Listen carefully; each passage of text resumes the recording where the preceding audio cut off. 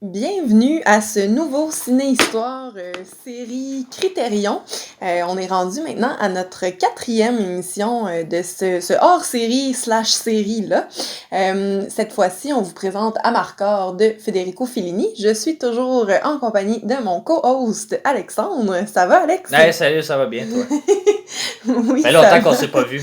Ben, c'est ça, là. À un moment donné, en quarantaine, on passe pas mal plus Juste de un temps 4 que et demi, hein. d'habitude ensemble, là. Fait qu'on est toujours en direct de notre appartement, de notre petit bureau. Voilà, Un donc... jour, on aura un studio professionnel, mais pour l'instant, tout peut arriver. Fait que, on va espérer que tout se passe bien. Comme ça, Ben, c'est. jusqu'ici, ça va bien. Oh, Fait ouais, que, ça va bien. jusqu'ici, tout va bien. Comme Ben on dit, oui, qui fait écoute. partie d'un autre film Critérion. On Ah. pourra y revenir vraiment, vraiment plus tard. Ouais. Donc, c'est ça, trêve d'aparté. Cette semaine, on parle de Amarcord de Federico Fellini, qui est un film de 1973. Je te laisserai peut-être présenter là, la fiche technique, puis l'édition Critérion, ce qu'elle a de spécial. Ben oui, tout à fait. Donc, 123 minutes, quand même une bonne longueur, mais ça passe assez vite. C'est notre premier film en couleur aussi, depuis qu'on a commencé. Non, évidemment. Oui. Donc, ça a fait du bien, ça a fait changement un petit peu. C'était bienvenu, ouais. Les autres, par la suite aussi, ça va être beaucoup de films en noir et blanc, mais bon, vous verrez rendu là. J'ai rien contre le noir et blanc, mais on dirait que des fois, on a à plus être attentif, peut-être, essayer de s'imaginer les couleurs, malgré que le noir et blanc, c'est très, très esthétique en soi. D'esthétisme, ouais. Donc, c'est un film italien, bien évidemment. Fellini, un des plus grands réalisateurs au monde, mais évidemment, le plus grand probablement réalisateur italien. C'est en italien aussi, évidemment. Une bonne distribution aussi. On va y revenir peut-être un peu plus tard, mais la musique est signée Nino Rota. Très bonne musique, très, très bon réalisateur aussi, qui a travaillé avec Fellini sur plusieurs de ses films. Concernant l'édition Criterion, évidemment, c'est le numéro 4 de la série. Je ne le mentionnerai pas à chaque fois, une restauration de définition, c'est comme ça pour à peu près tous les films, sauf des films un peu plus récents, mais là, évidemment, il est sorti en 98, le format DVD de Criterion, donc c'est sûr que tous ces films-là avaient besoin d'une bonne restauration. Il y a des commentaires audio de Peter Burnett et Frank Burke, des professeurs, des scholars, justement, des professeurs en histoire du cinéma. Il y a le trailer américain et il y a aussi la version doublée américaine du film. Nous, on l'écoute en italien parce que je pense que c'est comme ça qu'il devrait être écouté, mais des fois, on oublie que ces films-là peuvent être traduits aussi. Puis celui-là a été traduit. Je serais peut-être curieux à un moment donné de voir à quoi ressemble cette traduction-là, mais bon, je crois que la version italienne reste le prime, disons. Des scènes coupées. Je sais pas s'il y en a plus que celles qu'on a déjà vues. C'était 3 minutes, là, c'était pas grand-chose, mais j'espère qu'il y en a plus. Là. Un documentaire de 45 minutes intitulé Fellini's Homecoming sur la relation compliquée entre le réalisateur, sa famille et ses amis. On l'avait commencé un petit peu hier, je crois. Hier, ça change absolument rien pour vous. Pour vous, c'est relatif. Ouais, c'est ça. Vous allez l'entendre plusieurs semaines après qu'on ait enregistré ça, mais c'est ça, c'était quand même assez prometteur. On voyait plusieurs de ses amis, plusieurs inspirations du film, parce que comme on va voir, c'est un film très limite autobiographique. Je reviendrai là-dessus, la notion d'autobiographie. Il y a une entrevue avec Magali Noël qu'on a écouté aussi sur la plateforme. Pas mal tous les bonus features sont sur la plateforme de streaming Criterion. Magali Noël qui est une des personnages principales du film, parce qu'on n'est pas rendu, mais voilà. Mais c'est une entrevue d'une 15aine de minutes, c'est quand même intéressant. Elle parlait de comment est-ce qu'elle en est venue à sa relation avec Fellini, comment il dirige les films, puis tout ça, puis comment les acteurs sont traités. Elle a fait 3 films avec Fellini. Puis c'est ça. Il y a aussi des dessins des personnages faits par Fellini. Il y a une présentation aussi de Felliniana, un fonds d'archives accumulé par Don Young. C'est le plus gros fonds d'archives sur Fellini au monde. Il y a aussi d'autres entrevues avec Fellini, sa famille et ses amis, encore une fois, conduites par Gideon Bachman.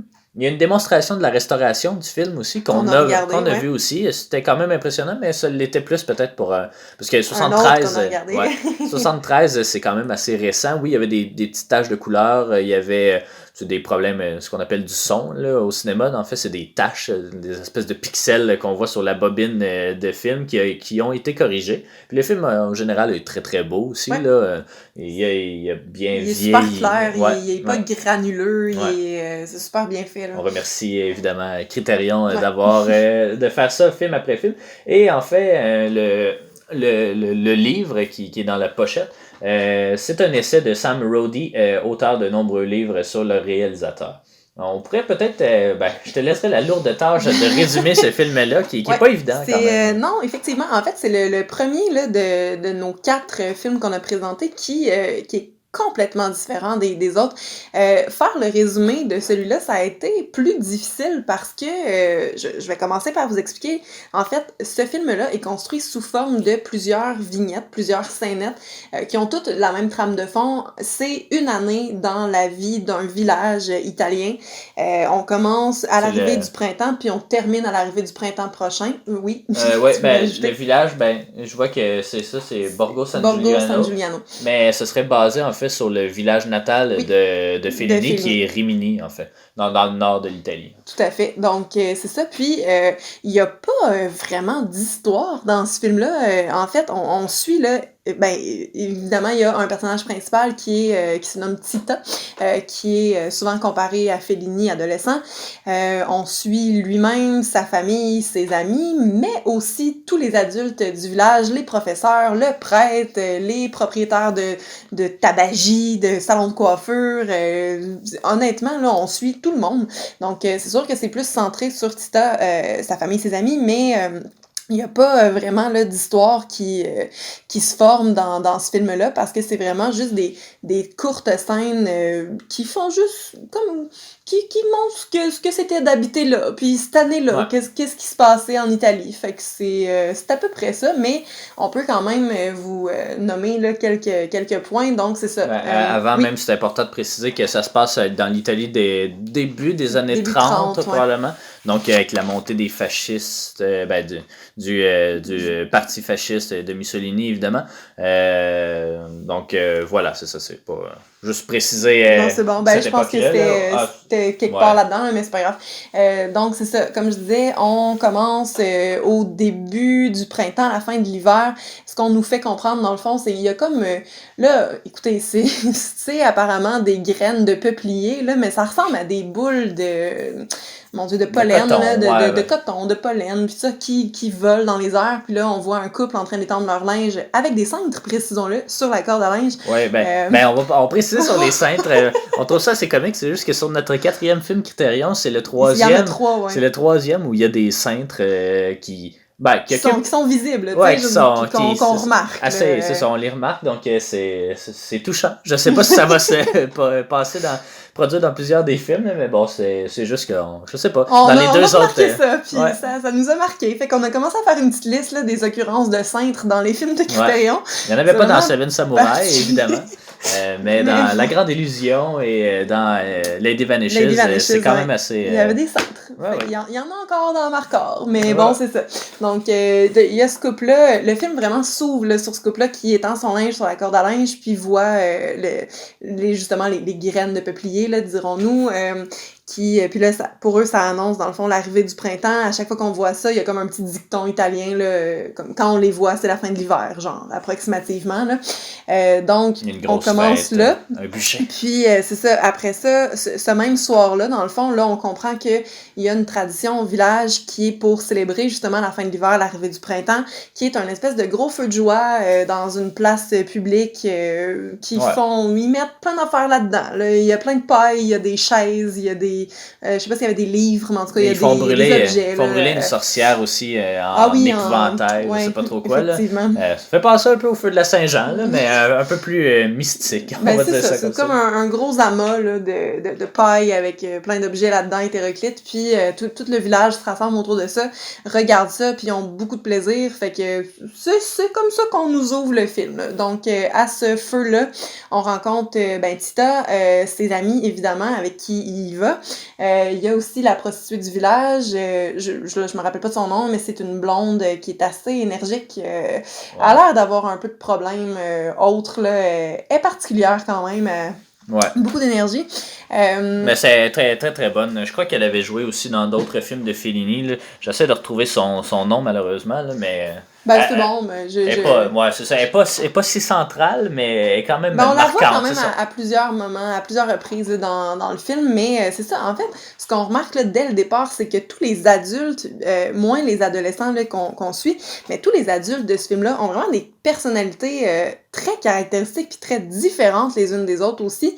Puis c'est toutes des affaires que, mon Dieu, je sais pas si son enfance était vraiment comme ça, son adolescence à Fellini, mais ça a quasiment pas de sens là, d'avoir ça. On dirait qu'on regarde un peu Gilmore Girls là, où c'est un tout petit village, puis tout le monde a comme son créneau, sa personnalité, tout le monde est connu pour quelque chose. C'est un village vraiment tissé serré aussi, qu'on va remarquer à travers le film. Ouais. Donc, c'est ça. Puis ce qu'il faudrait peut-être préciser aussi, c'est ce que ça veut dire, Amarcord. Non, mais je l'ai plus tard. Je l'ai plus tard. Je veux pas y arriver tout de suite. Tu veux pas spoiler, hein? Non, je l'ai plus tard dans les informations sur le film, justement.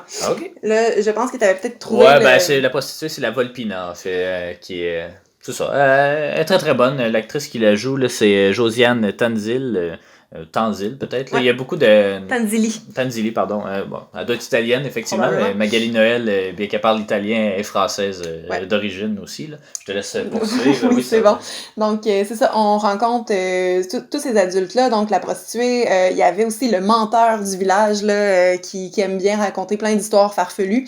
Un motocycliste qu'on voit à plusieurs moments dans le film, mais sans jamais vraiment voir qui il est. En fait, on fait juste le voir en moto passer là, dans les rues, passer un peu partout, sur un quai, puis c'est toujours décrit comme le petit bum du village, mais on n'a jamais son nom, on n'a jamais son visage. Ben, il mentionne son nom une fois, là, je me souviens plus comment il l'appelle. Il mentionne son vrai nom, puis après ça, son surnom. C'est possible. On dirait que on le voit plus après ça. Mais tu sais, on dirait que c'est comme le passage des saisons, là. Il est quasiment là une fois par saison ou approximativement. Il est juste là de temps en temps. Traverse le village. Puis c'est comme ça, puis c'est tout, tu sais. Fait qu'il y a lui. Il y a aussi Monsieur Lawyer, qui est, c'est pas son nom, là, c'est un avocat. Puis Monsieur Lawyer va être le narrateur du film qui brise le 4e mur, donc qui s'adresse directement aux spectateurs. Puis c'est vraiment le fun, honnêtement. Il donne des bouts d'informations sur le village, sa fondation, qu'est-ce qui se passe dans le pays, les gens. Même il remonte à l'époque romaine sur... pourquoi tel village existe et puis non c'est ça, il vient vraiment donner, oui c'est un narrateur mais il narre pas nécessairement l'histoire qu'on est en train de voir, il fait comme l'espèce d'encyclopédie derrière. Mais c'est ça, comme l'histoire de la ville, pourquoi on est ici, comment on est arrivé là, puis tout ça, il y a des belles histoires sur la Gradiska dans le fond qui, j'ai même pas présenté, mais Gradiska qui est Magali Noël dans le fond qui joue l'espèce de femme fatale, fantasme de tous les hommes du village, toujours habillée en rouge, dans des vêtements très serrés, elle est consciente de ses charmes, puis elle les utilise aussi, puis il nous raconte justement comment elle a eu son surnom, parce que Gradiska n'est pas son prénom. On va pouvoir expliquer plus tard aussi ce que ça signifie. Donc, c'est ça. Il y a ce feu de joie-là où on rencontre pas mal tout le monde. Le lendemain, Tita et ses amis, qui sont pas mal tous dans les mêmes classes, là, vont participer à une photo de classe qui... on pense, va se retrouver après aux côtés de photos du roi, du pape et de Mussolini, parce qu'on nous les montre quand même bien là, sur le mur avant la prise de la photo. Donc, il y a tous les élèves avec les genres de 3-4 profs qu'on voit par la suite. Là, un roux qui a l'air d'être le directeur de l'école. Ensuite, un autre prof qui est aussi le prêtre du village. Puis leur prof de maths, qui est la seule femme professeure. Bref, on les revoit quand même à plusieurs reprises là, dans le film. À ce moment-là, on rencontre aussi Aldina, qui est une fille sur qui un des gars de la gang triple. Là. Donc, à plusieurs moments dans le film, on va le voir fantasmer sur une vie avec elle, sur un mariage qu'il pourrait avoir, puis tout ça. Il va gagner des courses, la conquérir, elle va tomber en amour, puis tout ça, toujours dans ses fantasmes. Donc, il y a ça aussi. Puis, après cette photo-là, on s'en va dans leur cours, dans leur classe. Ouais. Puis là, rien ne va plus. Là, ça fait aucun sens. C'est très éclaté. Très éclaté, oui. Ouais, c'est très excentrique comme style, depiction. J'ai pas le terme français, mais... Dépeindre, là. Ouais, c'est ça. C'est dépeint de façon vraiment caricaturale. C'est... On s'attaque vraiment dans ce film-là, je pense, aux institutions là, dans son ensemble. Là.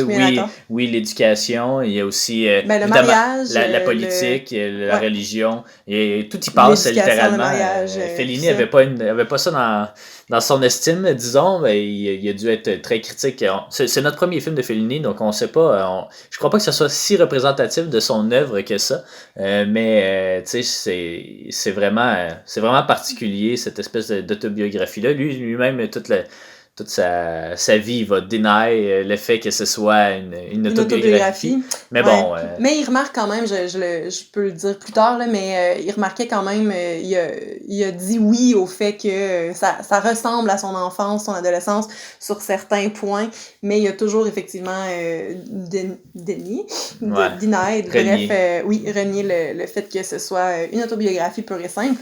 Mais donc, c'est ça, dans leur cours, puis là, on voit des petites scènes là, très très rapides de cours d'art, de maths, d'italien et de religion, où les élèves répondent de façon vraiment weird aux questions des profs. Les profs sont bizarres, je sais pas comment le décrire, c'est vraiment, ça ridiculise énormément l'éducation. Ouais, et les adultes en général. Mais aussi, c'est ça, parce qu'en fait, on s'était fait la réflexion là, quand on regardait le film, que dans tout le film au complet, les ados ont l'air d'être vraiment normaux, puis les adultes, ils ont plus de processus de réflexion logique, c'est vraiment comme s'ils avaient tout perdu leur sens critique en vieillissant. Là, je crois que Fellini, pour écrire ça, il a dû se mettre dans sa peau de lui, comment il se sentait quand il était jeune. Effectivement, ce qui a probablement, évidemment, quand on est plus jeune, on aime moins l'autorité, on aime moins les adultes.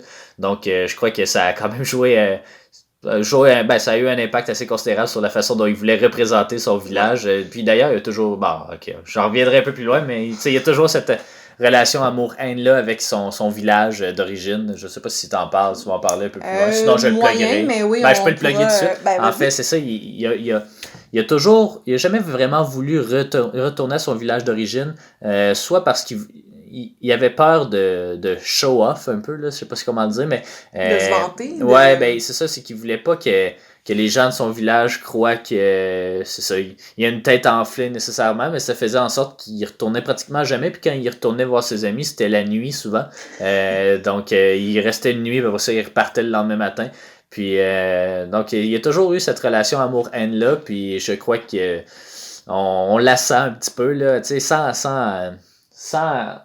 mettre sans dépeindre son village d'origine comme vraiment un endroit ignoble, il y a quand même quelque chose là, qui cloche dans ce village-là. Là, ça va pas. Mais c'est dû plus aux gens, j'ai l'impression. Puis, tu sais, c'est ça, je vais vous en nommer quelques-unes, là, vignettes, justement. Donc, mais juste pour nommer un exemple là, des cours, c'est il y a un professeur, là, ça ressemble à plus de la science, là, mais ce professeur-là qui leur monte une roche comme en ayant une corde attachée pour faire une espèce de pendule, puis qui leur demande qu'est-ce qu'une horloge fait comme son. Puis là, il y a juste les élèves qui font un TikTok en se dodelinant sur leur chaise, en allant de gauche à droite, en tic-toc, tic, puis pendant comme 15 secondes, puis tout le monde en même temps, super... Tu sais, c'est très cadré, mais c'est weird, c'est comme ça dans tous leurs cours. Donc, bref, on nous présente l'enseignement comme ridicule, comme ça. Ensuite, ce soir-là, on voit la famille de Tita qui est officiellement présentée, donc Aurelio, son père, qui est un travailleur qui aime pas vraiment le fait que son fils aille à l'école. Il aimerait mieux qu'il arrête ça, puis qu'il se mette à faire des vraies affaires, puis qu'il aille travailler comme lui quand il était petit, puis tout ça. Puis Aurelio, c'est un bon père qui est quand même dur, mais pas trop. En fait, c'est juste, il aimerait ça que son fils se prenne plus au sérieux. Donc, quand on le voit la première fois, il est en train de l'engueuler parce que apparemment il aurait uriné sur le chapeau d'un gars qui passait en dessous de leur appart.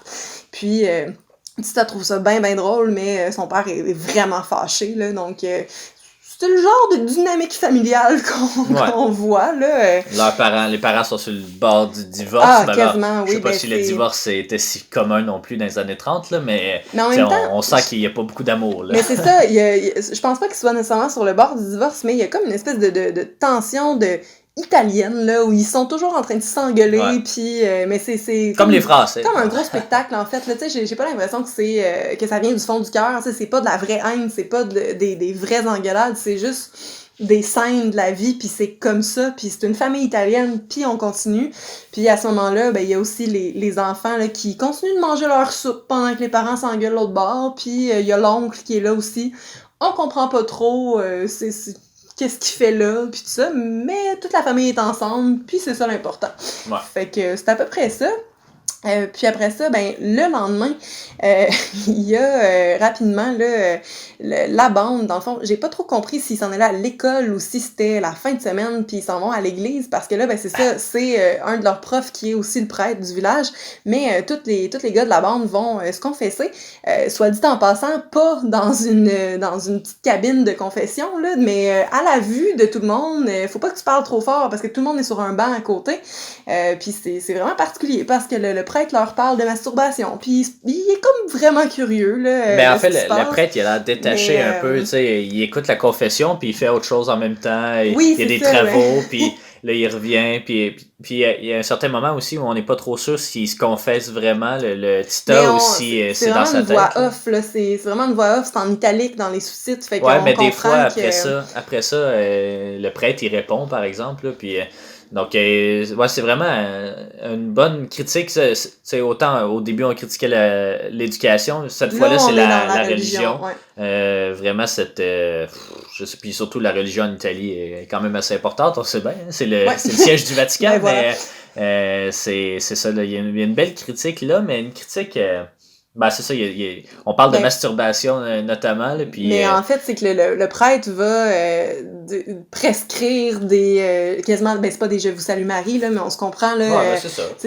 Prescrire ça, dans le fond, pour contrer les effets de la masturbation, parce que Saint-Louis pleure quand tu te touches, puis puis évidemment, les gars, on va le voir tout de suite après, dans un espèce de souvenir, là, qui ont tous... qui se sont adonnés à une séance de masturbation tous ensemble dans une auto, dans un garage, là, puis c'était quand même drôle comme moment. Ouais, c'est sorti de nulle part, un peu, ça fait partie de l'excentricité pas mal du film, là.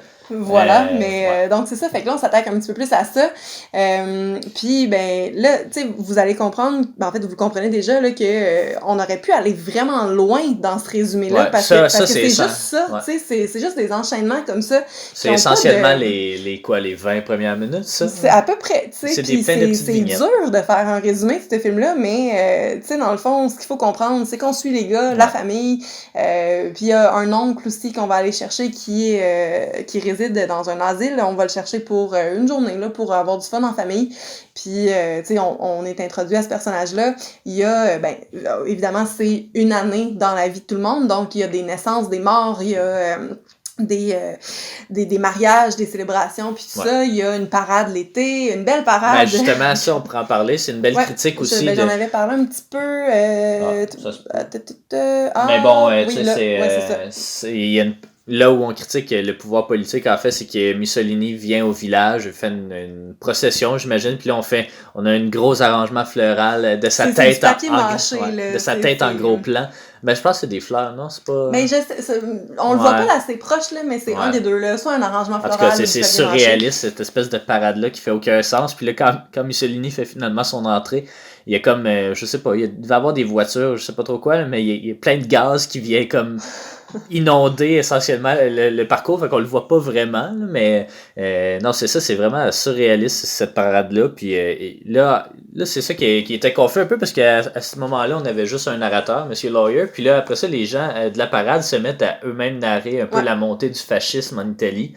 C'est vraiment particulier, mais moi, évidemment, quand on me parle dans un film, moi j'aime bien ça. J'aime bien briser le mais c'était quatrième le mur. fun, pour vrai. Ah ouais, c'était c'était super vraiment... bien fait, puis c'est drôle, puis c'est des beaux apartés, puis c'était le fun, honnêtement. Là, c'était un beau... Mais tu sais, dans cette parade-là, il y a... En fait, il y a deux autres exemples. Là. Il y a la parade, puis une autre chose que je veux mentionner après. Dans la parade, les adultes sont fous. Ils perdent la tête. C'est vraiment comme si Mussolini avait son espèce de fanbase. Ben, ce qu'il faut comprendre aussi, c'est Mussolini, c'est un peu comme Hitler. Là. Il y avait cette aura autour de lui qui... puis c'est la personne forte, en fait, dans tous les nationalismes du monde. T'as la personne forte, puis évidemment, tout le monde sont en émoi devant lui, sauf la famille de Tita, là, qui semble un peu distante. Peut-être, effectivement, mais en même temps, il y a Gradiska, tu sais, qui le voit, qui pleure, mais Gradiska est assez émotive là, dans tout le film aussi. Mais c'est ça, les gens sont contents d'être là, sont contents de faire partie de ça, de vivre ce moment-là, puis ça. Et il y a aussi un autre beau moment en écho à ça où pendant l'été, tout le village s'en va à la plage pour embarquer dans des barques. Juste, là, on est l'après-midi, puis il reste là comme une bonne partie de la nuit, juste pour être à côté du gros bateau de croisière, le Rex. Le Rex, le SS Rex, qui est, dit-on, plus gros, plus grand que le grand hôtel qu'il y a dans le village. Puis c'est en fait, il y a un... Je crois que c'est le père de Tita là, qui mentionne ça, mais il dit ça c'est la plus belle chose que le régime a jamais construit. Puis c'est ça, il y a comme une espèce de fierté. Ouais, mais c'est une fierté, comment dire, parodique un peu, là, cynique. Mais pas pour tous.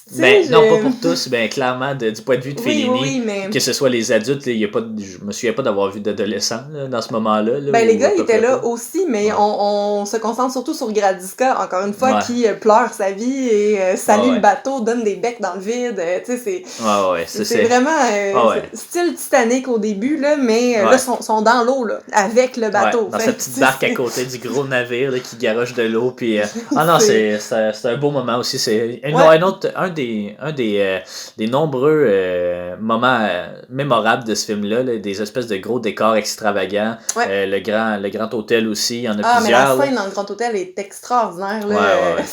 On pourra peut-être en revenir. C'est Monsieur Lawyer là, qui compte comment Gradiska a eu son surnom. Puis aussi une autre histoire d'un prince qui a amené 30 concubines. Ça ressemble un peu, je l'ai mentionné tantôt, pas dans l'émission, là, mais on s'en parlait. Je trouve que ça fait un peu Wes Anderson comme moment, comme scène avec les personnages, comment ils agissent, comment c'est bizarre, leur costume. C'est très coloré, effectivement. Je l'avais noté aussi quand on l'avait écouté. Voilà. On peut entrer peut-être des informations. Oui, c'est ça. Ça ferait le tour du résumé. Là, c'est vraiment pas si clair. Mais c'est ça. Ce qu'il faut retenir, c'est que c'est une série de vignettes qui ont pas de lien, qui ont juste toute la même trame de fond. C'est un village, c'est vraiment très serré. Tranche de vie. Qui passe une année. Puis c'est ça qui se passe dans cette année-là. Puis on comprend que c'est le même tout le temps. Puis that's it. Fait que... Mais ceci étant dit, c'est un très beau film pareil. Là. On va pouvoir le dire plus tard, là, mais effectivement, il n'y a pas d'histoire vraiment, mais pourtant, t'es investi dans le film tout le long, là, tu veux voir vers où ça s'en va. C'est que ça commence avec pas le personnage principal, tu sais, ça commence un peu n'importe où, puis après ça, on n'est jamais vraiment plus concentré sur lui ou la famille, je veux dire, un peu, mais comme on suit tout le monde de façon égale, puis tout le village est tout le temps ensemble, puis c'est le fun à voir, tu sais, c'est comme une grosse histoire de famille, mais à échelle village. À ne pas comparer avec le film Histoire de famille qu'on a écouté il n'y a pas si longtemps, qui était une grosse saga au Québec. C'était pas... c'était correct. C'était correct. Fait que donc, on pourrait y aller effectivement avec les informations. Donc, on peut commencer par Fellini. Fellini qui est, on l'a dit, mais vous le savez aussi, un des plus grands réalisateurs italiens, qui a fait énormément de films dans sa carrière, qui a par contre jamais eu d'Oscar, sauf un Oscar honorifique en 1993, quelques mois avant son décès. Les Oscars à peu près fin février, et c'était en octobre, je pense, qui est décédé. Donc, ceci étant dit, il a été nominé de nombreuses fois, puis même ça fait un peu, pas contraste, là, mais tu sais, Souvent, on parlait de Parasite comme quoi il y a eu une belle renommée dans d'autres catégories, mais Fellini, c'était pas rare qu'il était nominé dans des vraies catégories, pas juste le film international, Ouais. mais étranger, mais dans plein d'autres catégories. Il y a eu quoi, 12 nominations? J'ai 4 nominations meilleur directeur, 8 meilleurs scénarios et 4 de ces films qui ont gagné le meilleur film étranger. Ouais. Donc, c'est il y a belle quand même. fiche, belle fiche. Oui, non, c'est ça. Donc, c'est ça. Donc, Fellini, il a été nommé le 10e plus grand réalisateur de tous les temps par Entertainment Weekly. Sa ville natale, Rimini, qu'on mentionnait tantôt, a nommé son aéroport en son honneur. Fellini est souvent décrit comme ayant eu une grande influence sur plusieurs réalisateurs que tu aimes beaucoup. Donc, peut-être je te laisserai les nommer. C'est Bergman. On a, toi, t'en as pas vu, je crois, de Non. Bergman, mais Stanley Kubrick, évidemment. On les a presque tous vus. Il y a Barry Lyndon qui nous échappe pour l'instant, mais qu'on a ici en édition Criterion. Le numéro 700. Fait que peut-être qu'on va l'écouter avant, mais bon, à suivre. Mais Martin Scorsese, notamment. Ouais. On pourrait même nommer au Québec Ricardo Trogi dans 1991. Faut apporter une nuance, là. Oui, mais c'est pas un marqueur, mais il fait référence beaucoup. Ça se passe en Italie, le troisième film de la trilogie. Mais c'est ça, il fait beaucoup référence à 8,5, qui est probablement le plus grand. On l'a pas vu, nous, c'était notre premier Fellini, mais c'est ça. Il y a plusieurs de ces classiques, évidemment, qui se retrouvent dans les meilleurs films de tous les temps. Mais bon, oui, ben c'est ça. Ben justement, prochain point, 7 de ces films sont dans le livre 1001 films à voir avant de mourir, qui est un livre qu'on consulte là, pour monter nos émissions. Fellini, c'est aussi le premier Italien à avoir été nominé pour l'Oscar du meilleur réalisateur. Puis, c'est ça. Après, c'était les nominations là, que je voulais présenter. Au niveau des acteurs, il y a dans le film, je dirais, 2 acteurs principaux. Donc, il y avait Bruno Zanin. Zanin qui joue Tita. Amarcord, c'était son premier rôle. Fellini l'avait choisi dans un casting là, parmi un peu plus en fait de 1000 garçons. Bruno Zanin avait commencé sa carrière, a commencé après Amarcord une carrière de théâtre et de cinéma en Italie. Et il a publié une autobiographie en 2006-2007, c'est pas trop clair, qui s'appelle Nobody Must Know, qui avait reçu un prix à un événement littéraire italien. Mais c'est pas mal toutes les informations qu'on avait sur lui. Il y a aujourd'hui 68 ans quand même, c'est vénérable, mais il a pas fait autre chose que juste suivre sa vie. Ceci étant dit, il est quand même très bon dans le film. Oui. Il ressemble à... Il me faisait penser à qui donc? Pas Antoine-Olivier Pilon, mais il me faisait penser à un des acteurs québécois. Bon, enfin. C'est pas plus grave que ça, mais oui, c'est ça. Magali Noël, par exemple, elle est plus connue. Là. Mais moi, Bruno me faisait penser au gars de 1917. Oui, George McKay, quelque chose. Donc, bref, mais physiquement, là, en fait, là, je pense que ça devait être lui qui me faisait. Probablement. Ouais. Mais bref, c'est ça. Il y avait Magali Noël qui joue, évidemment, on l'a mentionné, Gradiska. Magali Noël est née en Turquie et est décédée en 2015 à l'âge de 82 ans en France. Elle a commencé à chanter dans les cabarets à l'âge de 16 ans, puis elle joue dans un premier film en 1955. Quand elle a pris le rôle de Gradiska, elle était déjà bien connue. Elle a fait 3 films avec Fellini dans sa vie, donc La Dolce Vita, Le Satyricon et Amarcord. Dans les films de Fellini, elle incarne toujours des femmes fatales, puis elle est souvent aussi appelée la muse de Fellini. On a trouvé là, dans les recherches, sa fille mentionne qu'on la confondait souvent avec Sophia Loren. Je lisais, elle disait dans le fond que à l'époque où sa mère était une grande vedette, il y avait 4 femmes. Il y avait Brigitte Bardot, il y avait une autre dont je me rappelle pas le nom, et il y avait une autre, et il y avait maman. Donc, tu sais, c'est ça. Il n'y avait pas Sophia Loren. Peut-être que Sophia Loren en faisait partie. J'aurais dû les noter, mais bref, c'est ça. Donc, elle était très, très populaire à cette époque-là. Et Magali Noël a aussi chanté. Elle a chanté la chanson Fais-moi mal, Johnny, qui a été écrite par nul autre que Boris Vian. Cette chanson-là, c'est la première du rock'n'roll en français avec paroles. Puis, c'est aussi une chanson qui a été censurée à la radio à cause de ses paroles, justement, qui, explicitement, là, parle de violence en faisant l'amour. Donc, c'est un peu c'est particulier, mais on disait que ça prenait juste elle pour chanter ça. Il y a personne d'autre qui aurait pu l'assumer aussi bien, puis elle le faisait fait de façon sublime. Donc, c'est ça. Elle était connue pour ça aussi. Et on arriverait dans les informations sur le film. Donc là on est rendu. Là, on peut le dire. Vas-y. Vous l'auriez peut-être deviné à partir, avec ce qu'on vous a donné comme résumé, là, mais le film, vas-y. Le film, mais Amarcord, d'où vient le titre? Oui, c'est ça. Amarcord. Regardez votre plaque de char. C'est ça, Amarcord, qui est un terme italien qui signifie « je me souviens ». Ce qui est intéressant, par contre, à noter, c'est que avant le film, c'était pas une phrase qui était commune, mais ce l'est devenu après la sortie. Donc, aujourd'hui, ça fait partie là, du vocabulaire italien. Là, c'est que c'est une phrase qui est dans le dialecte natal du village, c'est ça. Je me souviens plus de quoi la langue, là, mais donc c'est ça. Mais aujourd'hui, à cause de ce film-là, c'est ça, il est devenu quand même assez courant. Puis il s'écrit pas nécessairement comme c'est présenté là. Je sais qu'il y avait c'est A-M espace M apostrophe puis Arcor, c'est ça. Il y avait un apostrophe quelque part là-dedans. Mais bref, c'est ça. Je me souviens, donc on peut comprendre avec le résumé là, qu'on vous a fait tantôt ce que ça implique là, pour le film. C'est dur de dire que c'est pas une autobiographie quand ton film s'appelle Je me souviens, mais bon. Amarcord est souvent considéré, comme on l'a dit, une autobiographie de Fellini, ce qu'il a renié à plusieurs reprises, mais avouait quand même que certains éléments sont semblables à ceux de son adolescence.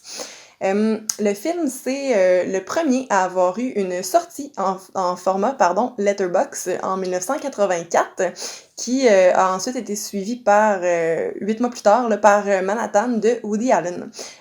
Pour votre information, Letterboxd, c'est le fait de transférer un film de ratio widescreen à un format standard sans perdre le ratio standard. Donc, c'est quand même technique, là, mais... Criterion fait beaucoup d'efforts, justement, pour respecter, on l'a mentionné un peu dans notre dernier épisode sur The Lady Vanishes, le format, c'est ça, le format est très important pour les réalisateurs. Criterion fait un effort particulier pour respecter le format qui est intenté. Puis donc c'est ça, Letterboxd, justement, je crois pas que c'était pas Criterion là, qui gérait ça à cette époque-là, mais c'est ça, c'est vraiment c'est un souci là, du format, mais c'est Criterion en fait qui a inventé à la base, parce que ça date des années 80 Criterion, mais c'est eux aussi qui ont poussé pour que les films soient présentés dans le format intentionnel à la télévision dans les années 80. C'est eux justement qui ont poussé un peu le format widescreen pour qu'on puisse bénéficier de ça à la maison. Merci pour l'info complémentaire. Le film fait aussi partie de la liste des Great Movies d'un critique fort connu. Est-ce que tu pourrais essayer de deviner de qui il s'agit? Roger Ebert. Eh oui. Décédé malheureusement, on l'a déjà mentionné, mais... C'est ça, lui, il y a une liste, je crois qu'il y a, faudrait que je recheck, mais je crois que c'est 150 films qui sont pour lui des great movies. Évidemment, lui, c'est un critique qui écrivait à Chicago entre 1967 puis 2013, je crois. Donc, dans toute sa vie, de tout ce qu'il a vu, il y a seulement à peu près 150 films là, qui ont fait le cut, si je peux dire, le coupage, montage final. Puis peut-être rajouter, c'est aussi le seul critique, à ma connaissance, le seul critique de cinéma à avoir gagné le prix Pulitzer. Il l'a gagné en 73, donc l'année d'Amarcord. Mais c'est ça, c'est un critique hautement réputé. Son site existe encore, mais lui, c'est ça, Roger Ebert est quand même, on l'a remarqué hier, là, mais on le savait, là, mais c'est quand même quelqu'un qui a une bonne influence sur les distributeurs, je vous dirais, parce que hier, on se cherchait quoi regarder, on voulait faire changement, je voulais faire changement, et on a finalement sélectionné un film, bref, sur la pochette, ça disait Roger Ebert lui a mis thumbs up. Non, c'était un autre. C'était une citation, ça disait funny, Roger Ebert. Ah non, mais il y en avait un autre aussi, non, c'est ça. On en a plein mais c'est ça, on réalise finalement qu'il y a beaucoup de films là, qu'on possède qui ont l'argument Roger Ebert dessus. Donc, quand t'es rendu là dans ta carrière de critique, c'est parce que t'es un bon critique. Donc, c'est ça, fait partie de la liste des Great Movies de Roger Ebert. C'est le précurseur de Rotten Tomatoes, littéralement, Certified Fresh. Voilà, et comme je l'ai mentionné, il fait partie du livre des 1000 films à voir avant de mourir. Amarcord, c'est le seul film de son année, donc 73, mais Oscar de 74, à être nominé pour meilleur réalisateur sans être nominé pour meilleur film. Donc quand même particulier, mais ça arrive. Ah ouais. Ça a aussi été, en fait, là, un énorme succès à sa sortie, autant en Europe qu'aux États-Unis. Donc, on disait, c'est décrit comme une autobiographie mature en raison de la façon de présenter les faits historiques et la réalité d'une génération. Donc, c'est ce qu'on attribuait à ce film-là. Et aux États-Unis, on disait que c'était le meilleur film de Fellini. Puis, juste pour vous donner une idée, là, à Marcor, en faisant nos recherches, on se rend compte que ça arrive à peu près aux 3/4, même 4/5e là, de toute l'œuvre de Fellini. On n'en a pas vu d'autres. C'était notre premier. On l'a vraiment aimé. Par contre, pour qu'on dise ça, que c'est le meilleur film de Fellini, puis qu'il soit situé si tard dans sa filmographie, je pense que c'est quand même mais c'est sûr là. que, tu sais, évidemment, il est connu le Dolce Vita, 8,5, Satyricon, Roma, en fait. Pas celui de 2018, mais celui des années 60. Mais on a posté justement, on poste à chaque fois qu'on écoute un Criterion sur notre groupe Facebook, puis Le j'ai groupe demandé, Criterion. ouais, le groupe Criterion, puis j'ai demandé aux gens ce qu'ils pensaient, comment est-ce qu'ils trouvaient qu'Amarcord se situait dans sa filmographie, puis les gens semblaient pas tant unanimes. Autant il y en a qui trouvaient que c'était un film magnifique, puis que c'est un de ses meilleurs, puis autant il y a du monde qui disait ah non, il est assez banal comparé aux autres de ses films. Mais à peu près tout le monde s'entendait pour dire que c'est le dernier vrai bon film qu'il a fait, malgré qu'il était aux 3/4, là, c'est ça. Donc tous les films qu'il a fait après, apparemment que ça vole pas très très haut. Mais moi, pour vrai, c'est ben après ça, je pense qu'on serait rendu de toute façon à parler de nos impressions, mais moi, pour vrai, c'est un film qui m'a époustouflé. Vraiment, là, c'est tombé directement dans mes cordes. C'est un film, ça m'a donné vraiment le goût de voir les autres Fellini. Je sais que ça sera peut-être pas exactement ce style-là. C'est assez éclaté, effectivement, mais non, moi j'ai vraiment tout aimé de ce film-là. Il y a peut-être un petit ralentissement au milieu, 3/4 du film, mais vraiment, là, les couleurs m'ont.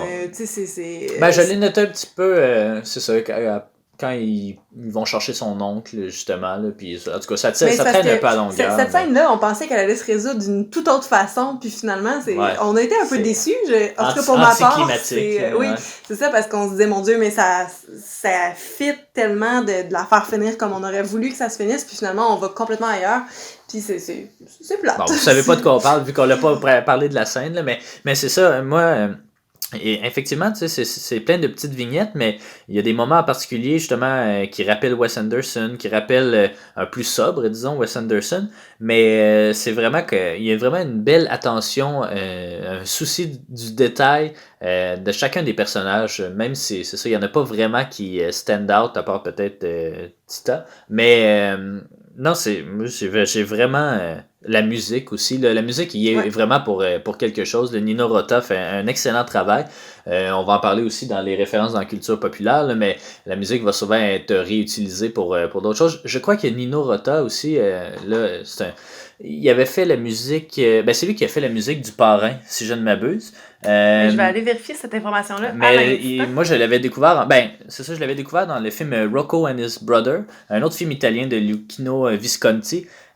Puis ça faisait vraiment musique du Parrain. Puis après ça, c'est là que me semble que j'avais vu que c'est lui qui avait fait cette musique-là. Mais évidemment, la musique du Parrain, c'est iconique. Oui, effectivement. Ouais. Donc, le Parrain 1 et 2, 8,5 avec Fellini encore. Roméo et Juliette en 68. Ouais, c'est ça, c'est un sur grand... Fellini. Un grand compositeur italien. Mais c'est vraiment envoûtant, là. Pour vrai, juste allez voir la bande-annonce si vous voulez pas écouter le film au complet, mais allez voir la bande-annonce, puis vous allez avoir le sentiment, disons, le sentiment général qui nous habite quand on écoute le film. Là, c'est vraiment particulier. Vous vous doutez, c'est ça, évidemment qu'on l'a bien aimé, là, mais il y a vraiment...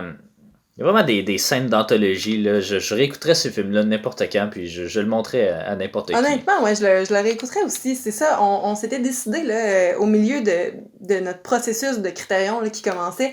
On a regardé les bandes annonces de plusieurs des films qu'on allait regarder après.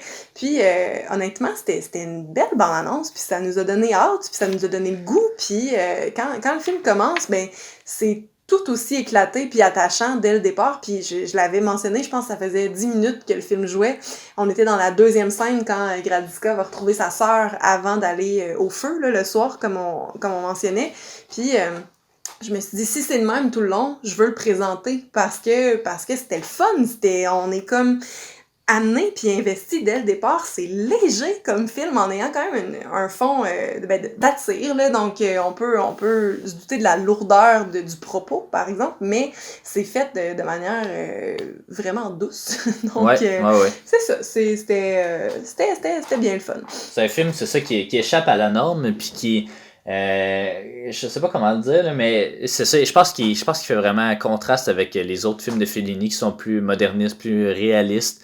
Celui-là, il est vraiment dans la fantaisie, dans le rêve, dans ce que le cinéma peut offrir, là, cette espèce d'excentricité-là qui est pas nécessairement réaliste, mais qui fait partie, qui divertit vraiment. Mais en fait, j'avais lu, là, je l'ai pas noté, mais je m'en rappelle bien quand même, qu'il y avait des inspirations un peu de cirque, puis de bande dessinée au film, parce qu'on disait que, cirque, étant donné la composition du film, donc tous des numéros un peu séparés, là, mais avec une trame de fond, puis des personnages colorés, évidemment, puis... on parlait de bande dessinée pour justement les situations qui sont particulières, puis les personnages, encore une fois, qui sont très hauts en couleur tout le temps. Donc, il y avait probablement d'autres exemples, mais cirque, je pense que ça résume bien mieux que bande dessinée, je trouve, mais... ouais, je trouve que c'est un très bon film pour ceux qui aiment justement la satire politique, mais qui n'ont pas le goût de voir une lourdeur à la Falardeau, quelque chose d'ultra lourd.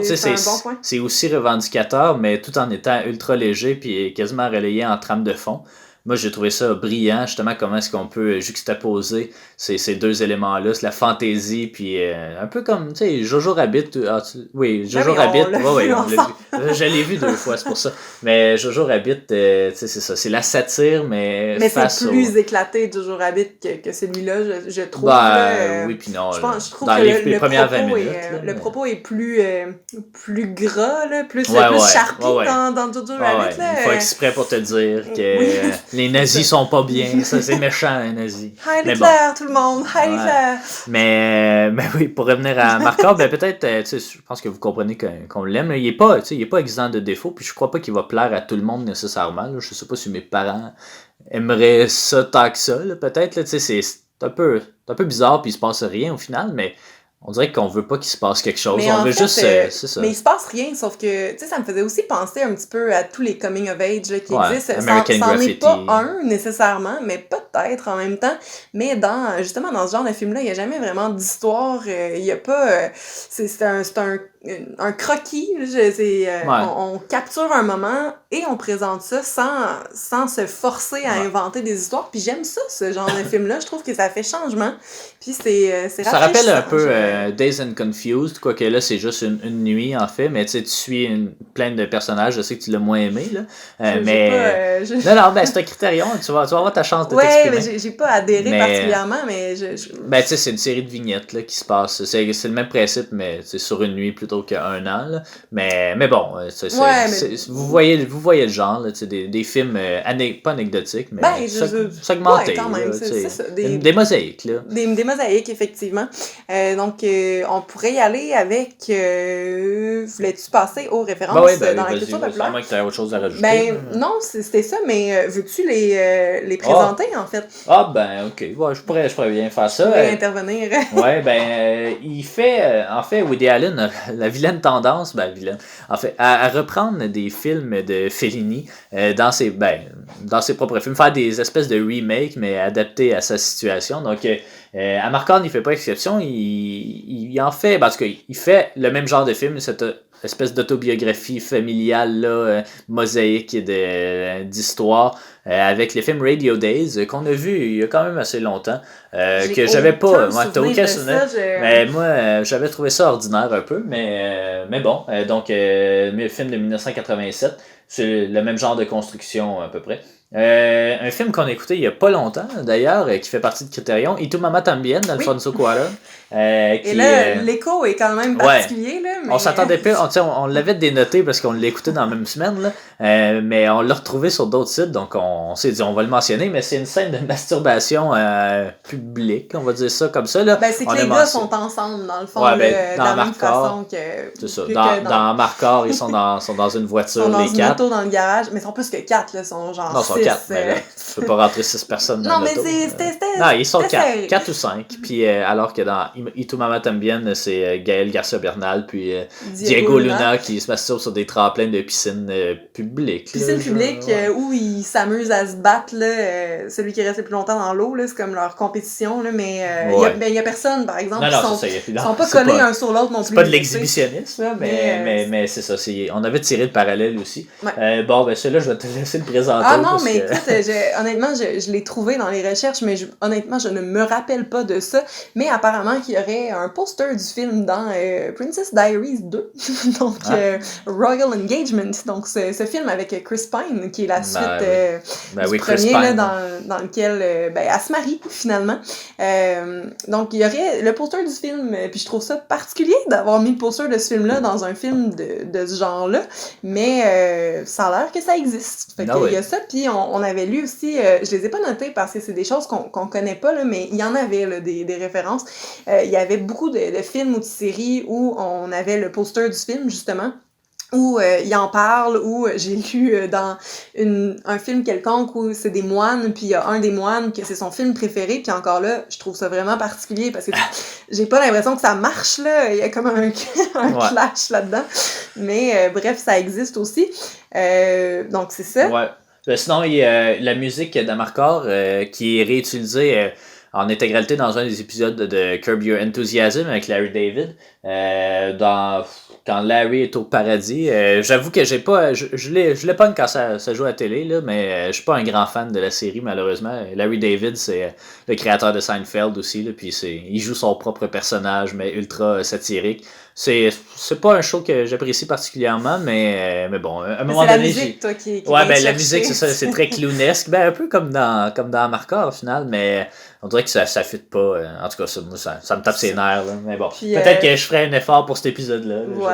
Je sais pas. Et finalement, le dernier, je vais le nommer parce que tantôt, on a parlé, mais là, on va l'expliquer, là. C'est quand ils vont chercher l'oncle qui est dans un asile, pour une raison qui nous échappe, là, qui est pas mentionnée vraiment. Il monte dans un arbre, puis tout ce qu'il veut, dans le fond, c'est une femme. Puis il crie, puis il répète, puis dans le fond, il descendra pas de cet arbre-là tant qu'il n'y aura pas eu une femme. Donc, il lance des roches là, à tout le monde qui essaie d'aller le chercher. Puis nous, ce qu'on pensait qu'il allait se passer, c'est qu'il allait faire appel à la prostituée du village, puis ça aurait été vraiment le fun. Mais puis il mentionne vouloir faire ça en plus, puis finalement, non. Tita demande à son père, est-ce qu'on va la chercher, ça serait pratique, puis tout ça, puis finalement... On comprend pas trop pourquoi, mais c'est le staff là, de l'asile qui vient le chercher. Et par ailleurs, une sœur naine qui va monter dans l'échelle, ne se fera pas lancer de roche et va le faire descendre comme par magie, finalement. Sans rien dire, puis il va descendre. Puis, c'est ça, puis dans le fond, il y a dans le film un film qui s'appelle The Editor, que je ne connais pas, malheureusement. Il y a un espèce de reenactment de cette scène-là où un personnage monte à un endroit difficile d'accès et il va crier lui aussi qu'il veut une femme. Donc c'est à peu près les références qu'on avait vues et toutes les autres mentions. On s'entend que c'est ça. On s'entend que c'est pas le film le plus marquant de la carrière de Fellini. Là. Il y a beaucoup de succès. Mais je suis quand même surpris de voir ces belles références-là un peu partout. La question sur toutes les lèvres. Quel est notre film préféré depuis le début? Donc, du numéro 1 à numéro 4. Les répéter. Donc, La Grande Illusion, numéro 1, numéro 2, Seven Samurai, numéro 3, Lady Vanishes et numéro 4, Amarcord. Donc, est-ce que Amarcord vient détrôner de Lady Vanishes qui, pour toi, était le meilleur des films jusqu'à présent? Eh bien, oui, Amarcord est venu le détrôner. Amarcord, je me rappelle pas combien je lui ai donné, là, mais à la va-vite comme ça, là, je pourrais dire que je donnerais comme un 4.5. Oh, ce qui ferait un 9, ce qui le ferait passer au rang de remarquable, je pense, dans notre rating là, qu'on avait présenté au premier épisode. Donc oui, Amarcord vient détrôner de Lady Vanishes. C'est très... c'est ça, parce qu'il fait changement, il est frais, en couleur évidemment, mais c'est drôle, c'est le fun, c'est un un type de film qui est super attachant, puis ça a fait du bien, je pense. C'est sûr que l'enquête de Lady Vanishes, je l'ai beaucoup appréciée, mais on est ailleurs. Là. C'est vraiment pas la même game, puis pour moi, c'était plus le fun. Donc, ce serait mon avis. Et de ton côté? Ben, sans grande surprise aussi, moi, il vient de détrôner La Grande Illusion, qui était au sommet de ma palmarès. Depuis 3 fois. 3 fois, ben oui. Hey, wow. Un gros record. Ouais, c'est le record à battre. Mais non, moi, un peu plus sévère, par contre, moi, j'y donnerais 4 étoiles. Ben, je veux dire, c'est très bon, 4 étoiles, mais... c'est même excellent. Ouais, ben c'est ça. Mais c'est un excellent film, mais c'est... je sais pas, on dirait qu'il manque un petit peu de profondeur. Ça reste quand même en surface, mais j'ai l'impression qu'à ma deuxième écoute, je vais autant aimer ça, mais qu'il n'y aura pas de plus-value nécessairement à mon écoute. Je suis d'accord, mais j'ai l'impression que justement, on pourrait le réécouter n'importe quand, puis on aimerait ça quand même. C'est un film qui se réécoute juste pour le fun de le réécouter. Il y a rien que tu vas capter plus que la première fois, mais c'était le fun comme film, puis... je le réécouterai sans aucun doute. Ne faut pas bouder son plaisir. Et voilà. Ben voilà, puis les habitants du village ne le font certainement pas. Oh non. Donc, c'était notre 4e sur Amarcord. Oui. La prochaine, peut-être présentée rapidement. Oui, très rapidement. On va parler d'un autre grand classique, un premier de la nouvelle vague. En fait, on va parler des 400 coups de François Truffaut, film de 1959. Donc voilà, on l'a déjà écouté, nous on sait déjà ce qu'on en pense, mais on vous garde la surprise pour un prochain épisode qui sortira encore une fois, je ne sais où, je ne sais quand, mais la grande question sur vos lèvres, est-ce qu'il y a des cintres dans les 400 coups? Ah ben oui, c'est la question ça. À voir. Ouais, c'était sur nos lèvres, j'espère que c'est sur les vôtres maintenant, donc on va vous tenir au courant de tout ça, puis, et de tout autre aspect important du film, donc merci d'avoir été des nôtres, puis on se revoit probablement la semaine prochaine. Salut, à la prochaine. Merci.